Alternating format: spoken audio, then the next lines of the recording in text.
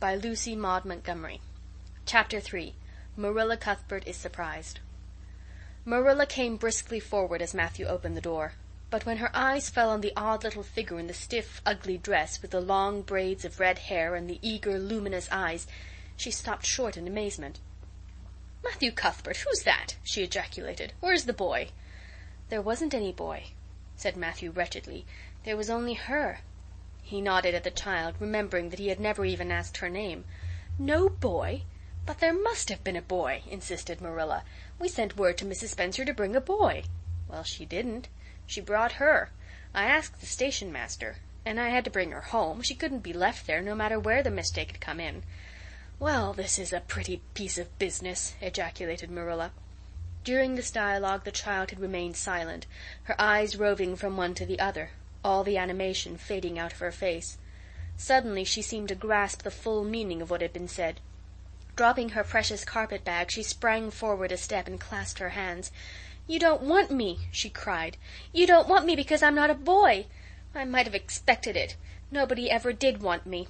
I might have known it was all too beautiful to last. I might have known nobody really did want me. Oh, what shall I do? I'm going to burst into tears." Burst into tears she did. Sitting down on a chair by the table, flinging her arms out upon it and burying her face in them, she proceeded to cry stormily. Marilla and Matthew looked at each other deprecatingly across the stove. Neither of them knew what to say or do. Finally Marilla stepped lamely into the breach. "Well, well, there's no need to cry so about it." "Yes, there is need." The child raised her head quickly, revealing a tear-stained face and trembling lips. "You would cry, too, if you were an orphan and had come to a place you thought was going to be home and found that they didn't want you because you weren't a boy. Oh, this is the most tragical thing that has ever happened to me." Something like a reluctant smile, rather rusty from long disuse, mellowed Marilla's grim expression. "Well, don't cry any more. We're not going to turn you out of doors tonight. You'll have to stay here until we investigate this affair. What's your name?" The child hesitated for a moment. "Will you please call me Cordelia?" she said eagerly. "Call you Cordelia? Is that your name?" "No, it's not exactly my name, but I would love to be called Cordelia. It's such a perfectly elegant name." "I don't know what on earth you mean. If Cordelia isn't your name, what is?" "Anne Shirley," reluctantly faltered forth the owner of that name. "But oh, please do call me Cordelia. It can't matter much what you call me if I'm only going to be here a little while, can it? And Anne is such an unromantic name." "Unromantic fiddlesticks," said the unsympathetic Marilla.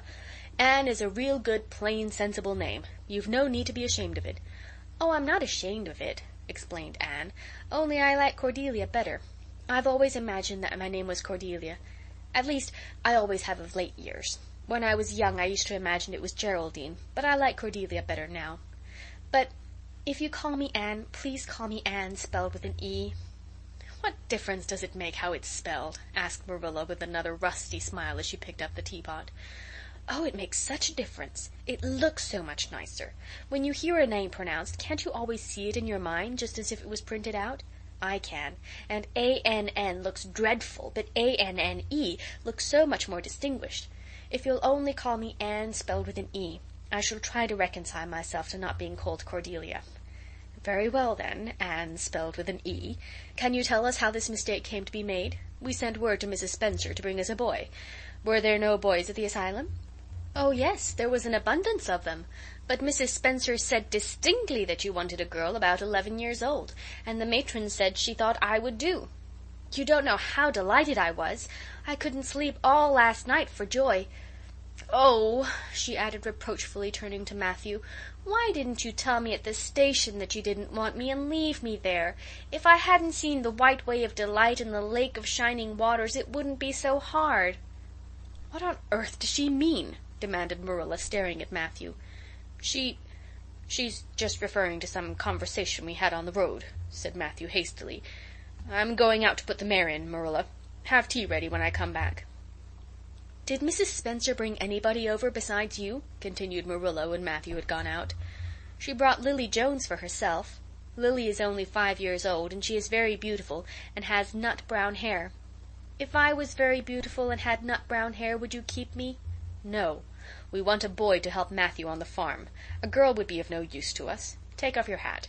I'll lay it and your bag on the hall table." Anne took off her hat meekly. Matthew came back presently, and they sat down to supper. But Anne could not eat.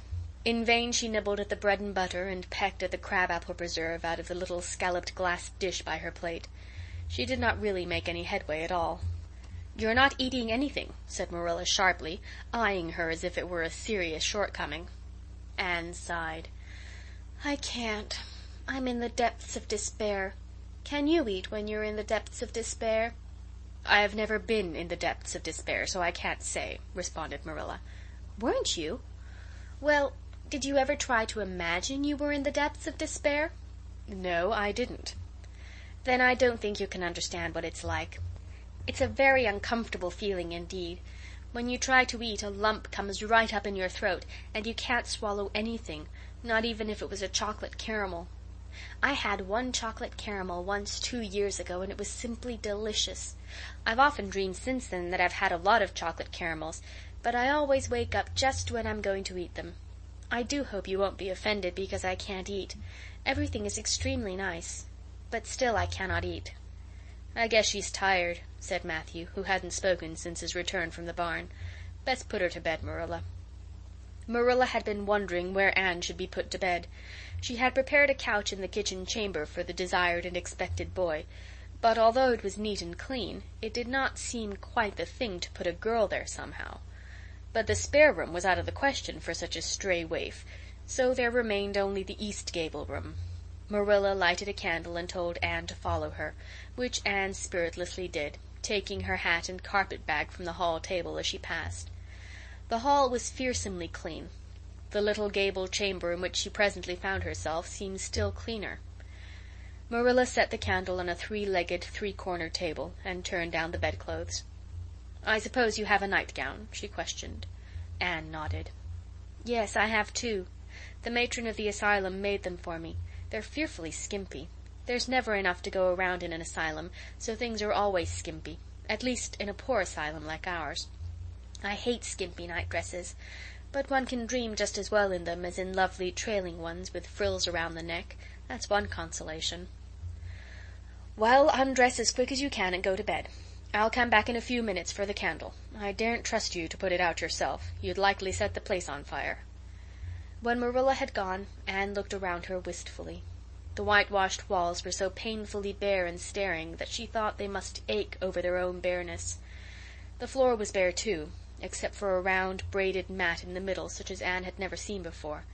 In one corner was the bed, a high, old-fashioned one with 4 dark, low-turned posts.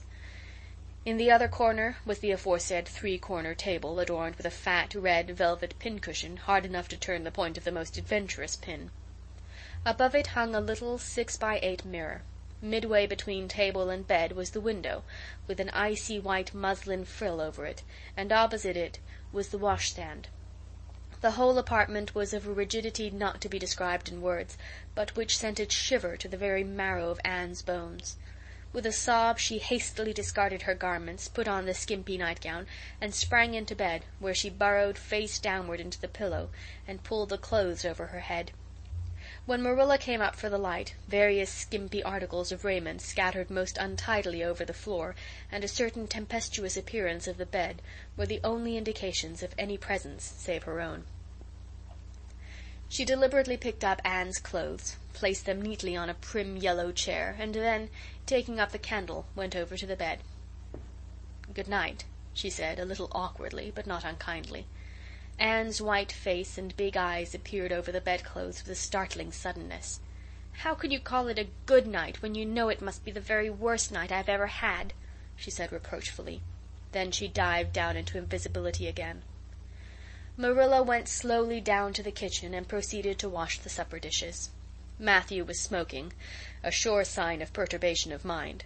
He seldom smoked, for Marilla set her face against it as a filthy habit, but at certain times and seasons he felt driven to it, and then Marilla winked at the practice, realizing that a mere man must have some vent for his emotions. "Well, this is a pretty kettle of fish," she said wrathfully. "This is what comes of sending word instead of going ourselves. Richard Spencer's folks have twisted that message somehow. One of us will have to drive over and see Mrs. Spencer tomorrow, that's certain. This girl will have to be sent back to the asylum." "Yes, I suppose so," said Matthew reluctantly. "You suppose so? Don't you know it?" "Well, now, she's a real nice little thing, Marilla. It's kind of a pity to send her back when she's so set on staying here." "Matthew Cuthbert, you don't mean to say you think we ought to keep her?" Marilla's astonishment could not have been greater if Matthew had expressed a predilection for standing on his head. "Well, now, no, I suppose not exactly," stammered Matthew, uncomfortably driven into a corner for his precise meaning. "I suppose we could hardly be expected to keep her."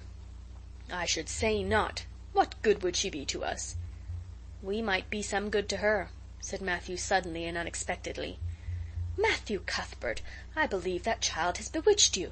I can see as plain that you want to keep her." "Well, now, she's a real interesting little thing," persisted Matthew.